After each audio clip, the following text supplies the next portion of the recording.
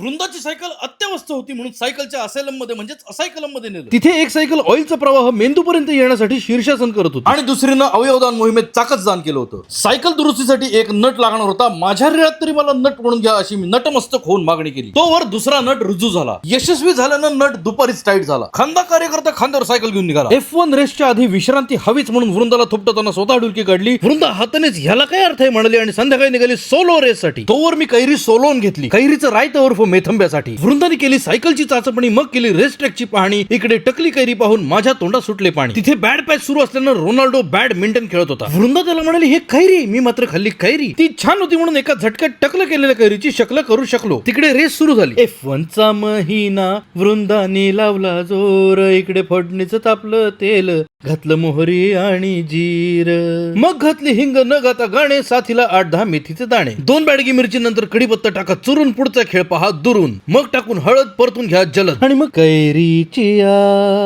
फोडणीत गर्दी थिस. हा आवाज झाला की 3 चमचे गुळ आणि स्वादानुसार मीठ टाका.